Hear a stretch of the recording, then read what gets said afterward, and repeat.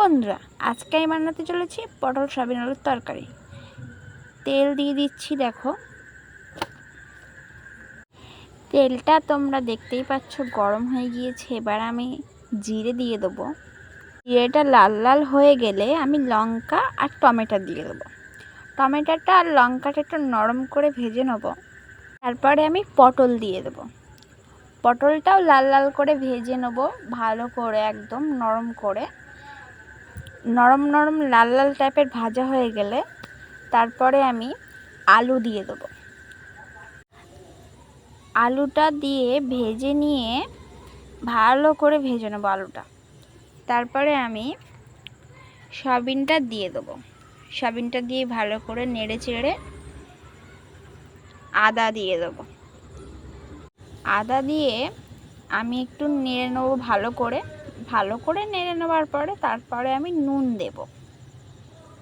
তারপরে আমি ধনে গুঁড়ো দিয়ে দেবো।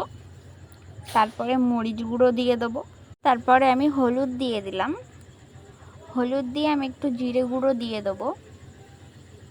আমি অল্প পরিমাণে পটল আলুটাকে কষানোর জন্য একটু জল দেবো।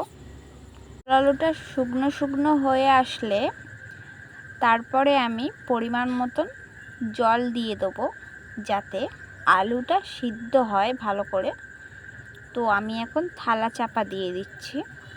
তোমরা দেখতে পাচ্ছ আমি থালাটাকে খুলে দিয়েছি।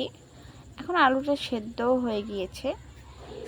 তরকারিতে বেশি ঝোল লাগবো না, গামাখা ঝোল লাগবো। এবার আমি সামান্য একটু চিনি দিয়ে দেবো। চিনি দিলে তরকারির টেস্টটা আলাদাই রকম আসে। এবার আমি একটু গরম মশলা দিয়ে ভালো করে নেড়ে চেড়ে তরকারিটা নামিয়ে নেব। যদি ভালো লাগে তাহলে একটা লাইক, কমেন্ট, শেয়ার করবেন আর কমেন্টে জানাবেন রান্নাটা কেমন হয়েছে।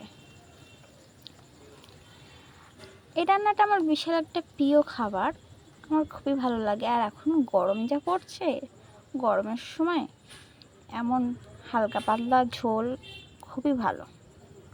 আপনারাও করবেন, করে বলবেন যে কেমন হয়েছে। কমেন্টে অবশ্যই জানাবেন, তাহলে আমি অনেক খুশি হব। একটু লাইক, কমেন্ট, শেয়ার করে দেবেন।